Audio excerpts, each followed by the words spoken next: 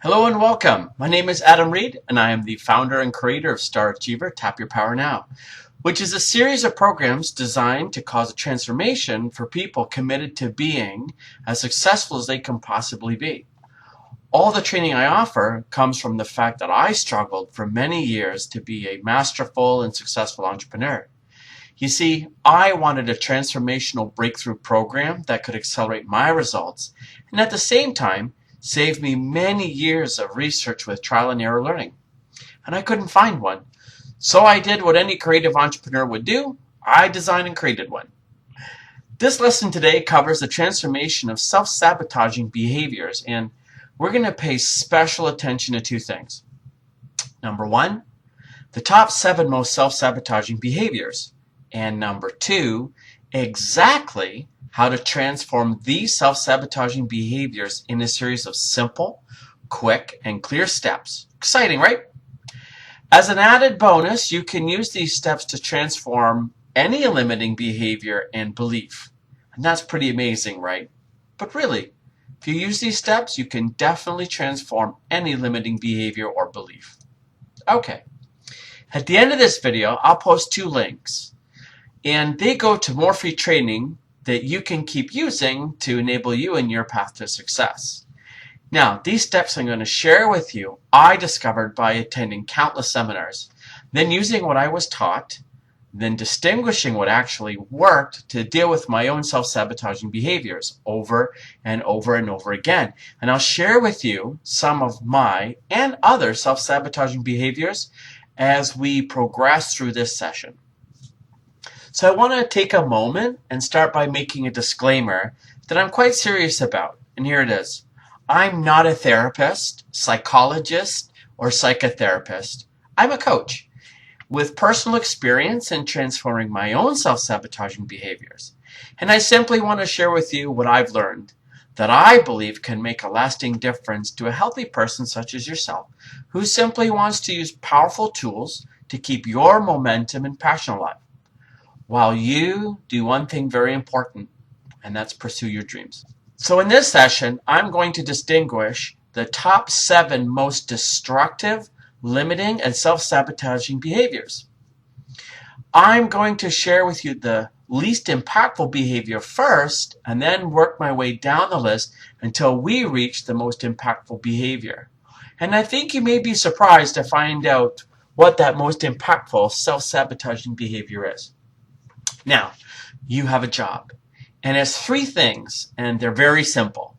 Number 1 is to be fully here with no distractions. Number 2, select a behavior you want to transform. If you don't have them right away, then feel free to pick one that I'm going to share, okay? And number 3 is get a pen or pencil and paper, and that way you'll be ready to capture your findings. All right, let's get started here. Self-sabotaging behavior number 7 is guilt, which is synonymous with regret. They're intertwined like Siamese twins. It cannot really be pulled apart too much. So we always seem to bounce between the pair of guilt and regret. And it's typically, they sound like this: I shouldn't have said that or done that.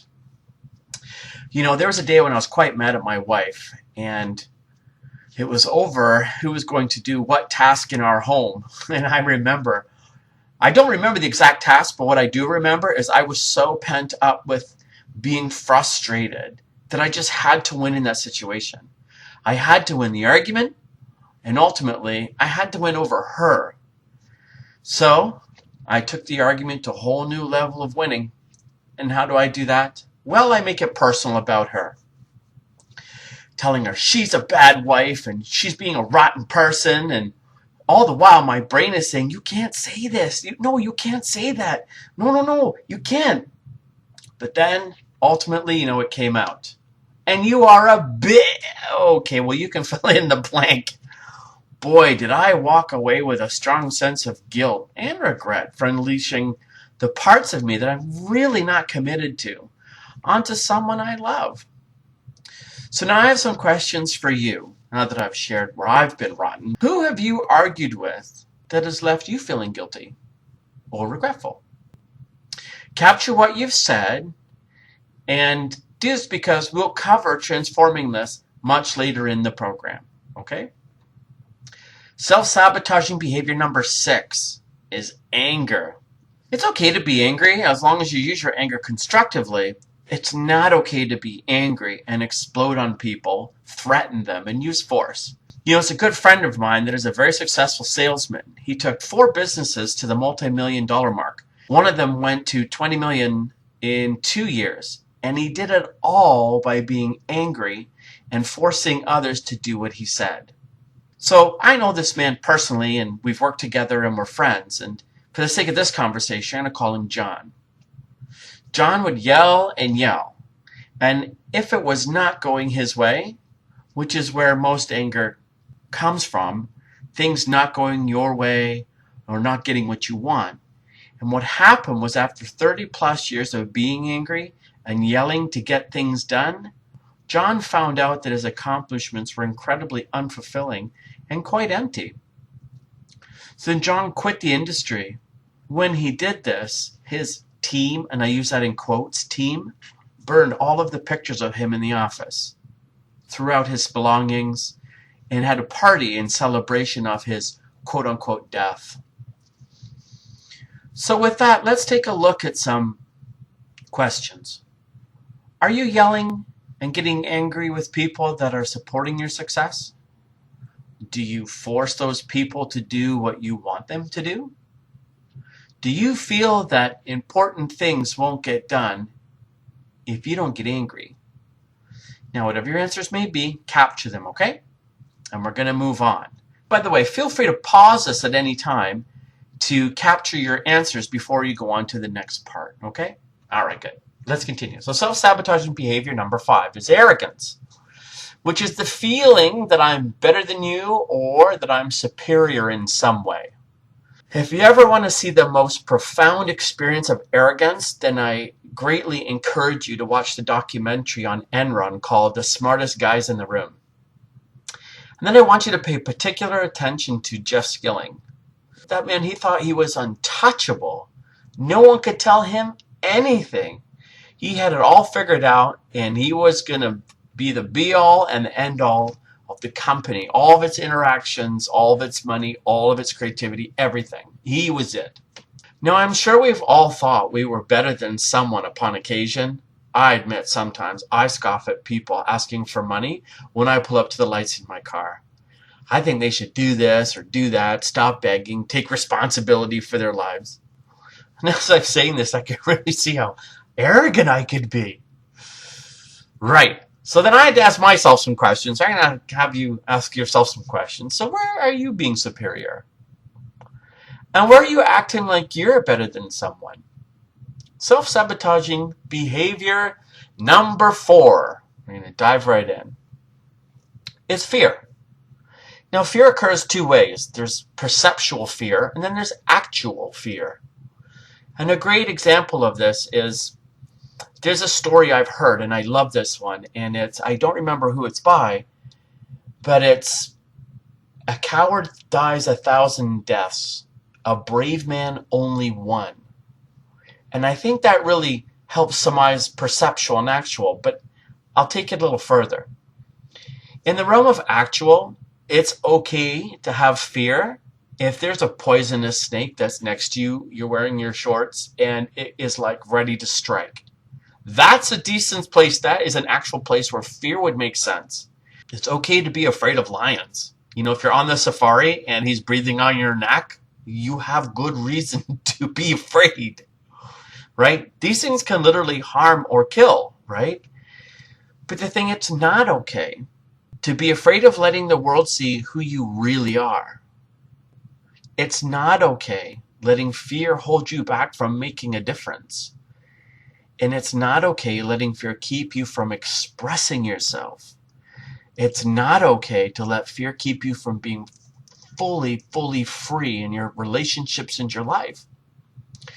There's an author I read about many years ago. He's actually an author that got me started on this whole sort of business of transformational work. And This author is John Bradshaw, and he was big, I believe, in the late 80s or early 90s with his On the Family series.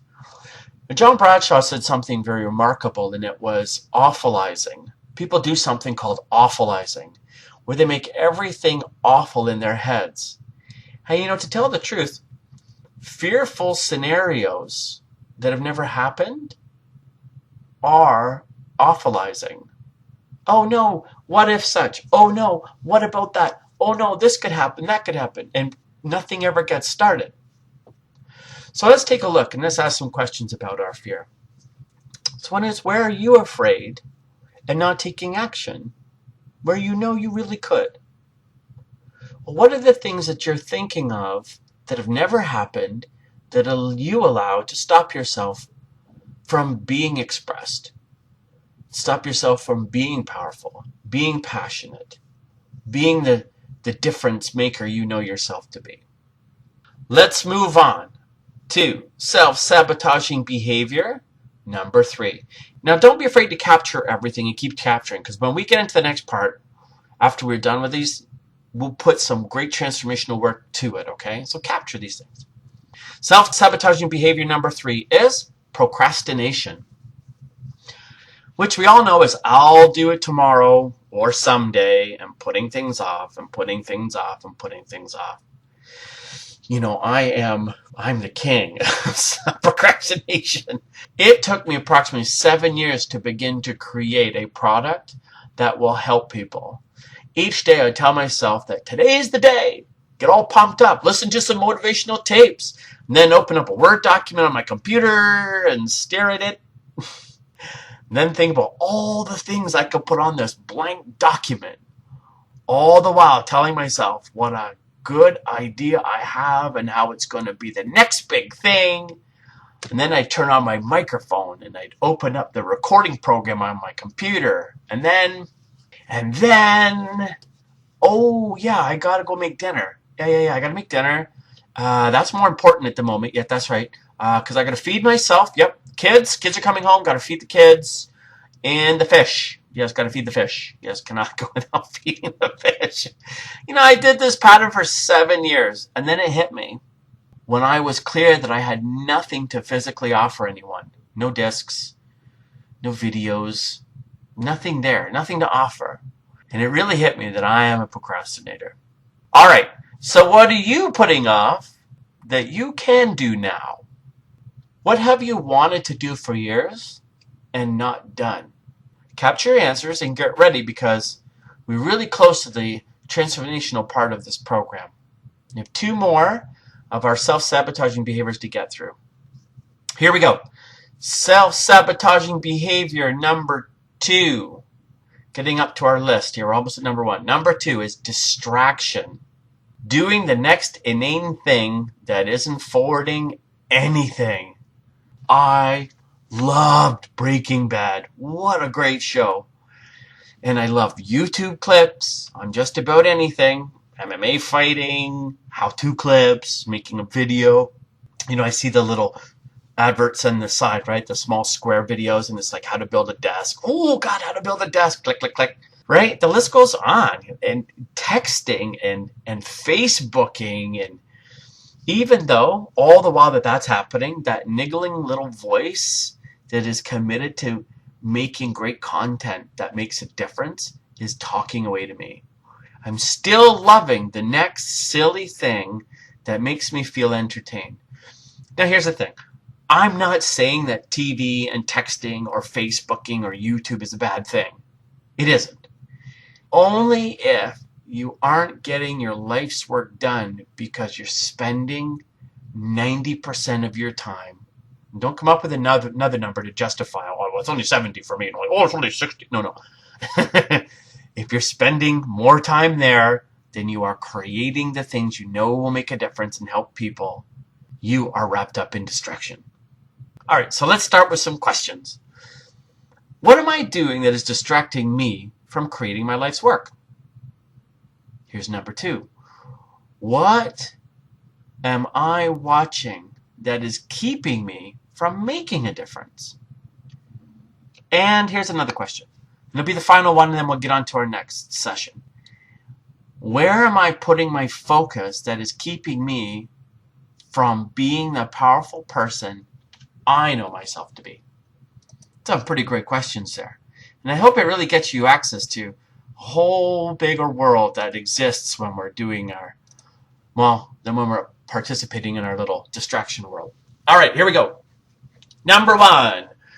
We have finally arrived. Self-sabotaging behavior number 1 is, drumroll please, indifference, which is I don't care, and I don't care that I don't care. It's also total resignation. So this is the place you never, ever want to get to. This is such a stuck and non-resourceful place. I believe that in the background of this state, as a silent operating context, is the possibility of no possibility. An empty realm where there's nothing possible. Indifference at this level is so self-sabotaging that this is the place where I'm clear emotional bankruptcy exists, and at the same time, life itself cannot exist. I remember seeing a photograph that was going around on the internet.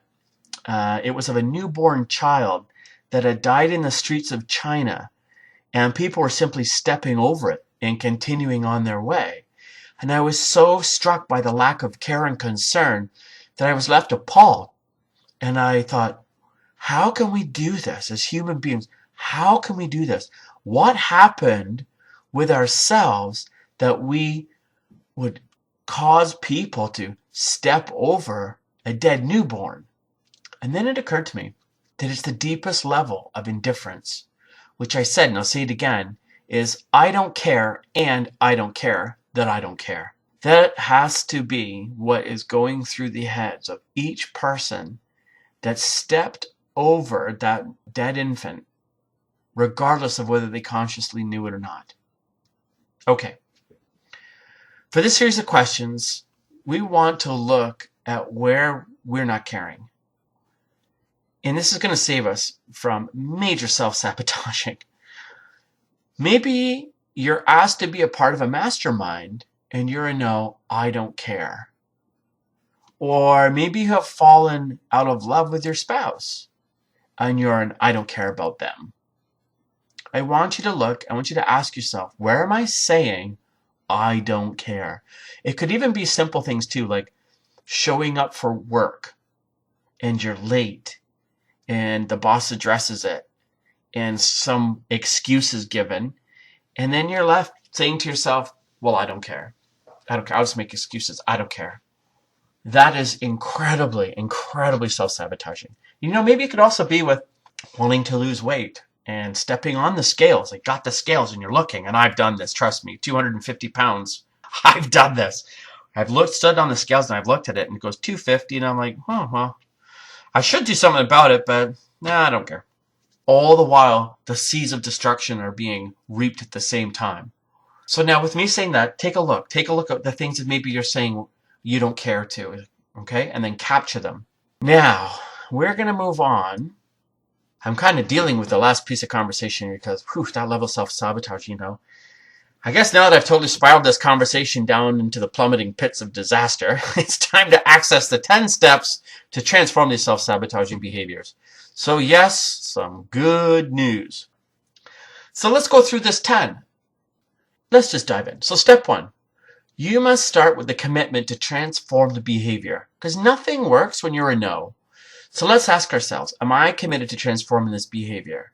Yes, great. So let's continue. And here's part 2. You must also be committed to telling yourself the truth and be honest with yourself. And if you're not going to tell yourself the truth, nothing's going to become available to you. The truth is just such a great access to the realm of transformation. So we want to be able to be truthful, and we want to say that, yes, we're committed to making this difference for ourselves. So here's part 3. Select a behavior to transform. So you can go back through the ones that we've covered: guilt, anger, arrogance, fear, procrastination, distraction, and indifference, or something maybe that you would like to transform that I haven't said, something that's been bothering you for a long time, or even a belief. Here's step 4 now that we've got that behavior. All behaviors have benefit, payoff, and gain. That's how we do what we do. We all do what we do for some benefit, some payoff, or some gain. We act in ways we get something out of the behavior. So now I want you to take your behavior that you've chosen and I want you to put down, what do you get out of this? Right? If we go back and think being angry, well, what do I get out of being angry? Well, I get to be superior, which is also part of being arrogant, and I get to produce results. I get to win the day. When I'm angry, I get to be the best. All these sorts of payoffs and gains we get. Here's the payoff too for being angry. I get to avoid the responsibility of being vulnerable, being open. I get to avoid those. Those are also payoffs and benefits. So let's go ahead and list yours. 2 or 3, maybe 5 would be a great place to start, okay? Here's step 5. Look at how it is impacting you. How long has it been impacting you? And how is it impacting you now? What is the future impact? When I'm angry, this is what's really impacting me. That I'm really frustrated. That I'm a little saddened that I can't communicate in a better way. Disappointed that I've got to force people, and really quite tired that I feel the need to threaten people to get things done. And like, what's the future impact of that? Well, the people around me will be upset and angry. I'll lose my relationships. I'll be frustrated and lonely and bored. And right? So you want to go through and look at these things, how you're being impacted. And then we'll go on to step 6, which is look at what the cost has been, is, and will be. So let's just take a look at being angry. What does it cost me to be angry? Well, I bet you people don't want to be around me. So it costs me my relationships. It costs me fun times with people. It costs me having some laughter, telling some jokes. Being angry with people could be costing me my health. Anger has led to many illnesses. People being chronically angry brings up chronic illness. It could cost me my health. Be costing me my finances, costing me time, costing me the opportunity to make great products. So let's keep looking at it. So what is the future cost? Well, if I don't resolve my anger now, I will continue to lose people and have probably low-level relationships and insufficient relationships and won't be effective and I won't be productive. And that's the future. You can start to see that anger, using it the way we've used it, in a destructive manner, self-sabotaging manner, really pulls the future down and strips it down of everything that's great. So let's look at step 7. Look at everything you've missed out on, are missing out on, and will miss out on. So if I continue to be angry, missing out on would be not being able to go to the places I want to go to. If I end up making myself sick, I'll miss out on excellent adventures and time with my family and love and intimacy and depth, meaning, and having meaningful, fulfilling relationships. So keep looking for yourself. What are you missing out on in your behavior? We'll get into step 8. Step 8 is really great. Now that we've got this sorted out, we're going to invent a new behavior, replace the old behavior, and envision what it would be like being that new behavior with its new payoffs, gain, and benefit. So if you're in your relationship and you're being angry, so you're being critically angry with your spouse and you're constantly trying to win there and everything, maybe instead of being angry when there's an argument or a disagreement or whatever it is that triggers your anger, maybe what you can be is peaceful or open or responsible, meaning you can just stop and say, I don't want to argue right now because I'm angry and I don't want to make this worse. So I'm going to go up in my room and I'm going to scream at my pillow. I'm going to punch my bed. But something that you can put in there that it will foster love. It'll foster connection. It'll foster happiness. So the disagreements, listen, it all stops when the benefits and gains stop for a destructive and self-sabotaging behavior. And the transformation comes when the new behavior has benefits, payoff, and gain that brings an amazing future to you. So look there and see what sort of payoffs and gains you can get by being open, or you can get by being passionate. If you chose distraction, well, Maybe if you've now given up being distracting because it's been too costly and you've missed out on too many things, then what can you do instead of distraction? We can refocus. Refocus. What a great possibility. What a great place to start. I'm going to be focused and concentrate. Okay, I don't want to go too much onto this. I think you get it.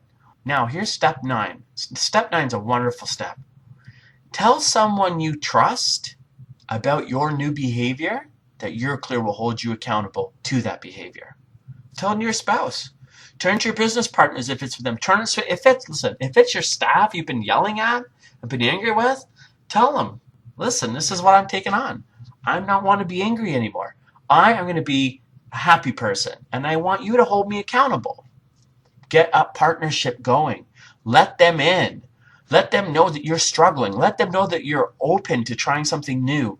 Listen, 99.9% of human beings, they will be absolutely wonderful with you and understanding and accepting. If you lead, I hate to say the word crap, but if you lead with responsibility for your crap, they will be so much more receptive. Listen, if you turn to them and say, listen, I know I've been an angry jerk, and I'm not going to be an angry jerk anymore, and I want you to hold me to the happiness that I am, the people will they'll literally applaud you.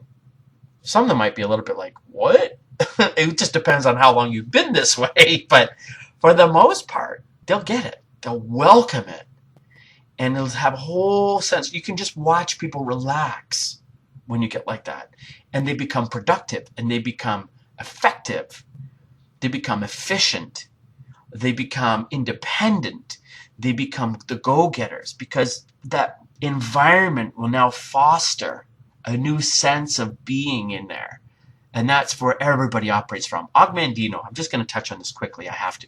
Og Mandino came up with be, do, have. We as human beings twist it around where we think it's a have, do, be relationship. When we have the money, then we can do the things we want to do, and then we'll be happy. When it's actually the other way around. And number 9 gets us there. Be happy. Then you'll do everything consistent with being happy. And then you'll have the things you want to have. And that's the natural, actual flow of everything. Enough of number 9. I'm clear you've got that too. Step 10. Build reminders as a structure to support you in your new future. You know, I put up Post-its and notes as I'm sitting here recording this. I have stuff posted here and there to remind me. Oh yeah, this is who I'm going to be. Yes, this is what I'm giving up. Yes, these are the things that have impacted me. Yes, this is the cost. This is the new behavior.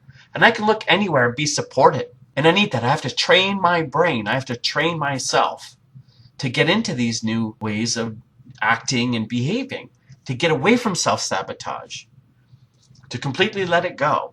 So here's the thing I want to touch on real quick. Because once you've created these things, I want you to touch on, you'll see it's important that I touch on this. It never goes away. Anger, guilt, arrogance, fear, procrastination, distraction, indifference, it never goes away. There's nothing on the face of this planet apart from death, and we don't even know that actually, that can completely obliterate these experiences. We can only move between them, from happiness to guilt to anger to love to passion to excitement to depression to joy to... We can only move between them. But to keep one held as who we are means that we've got to accept that they're always there and that we just simply need to manage them. And these steps will do it every time. You don't even have to do steps 1, 2, and 3. Just jump into the benefit, jump into the impact, jump into the cost, jump into the missing out part, and then invent something new and continue. Now, gosh, I've covered so much here in this program. I just want you to know that I trust you got a lot out of this workshop, and that you captured a lot. You can go over your notes and you can revisit some things. And I trust that it was a tremendous value to you. Now, if you like this program, then I have far more free training for you. So click the links in the description to purchase the full audio presentation, which is called Star Achiever, Tap Your Power Now.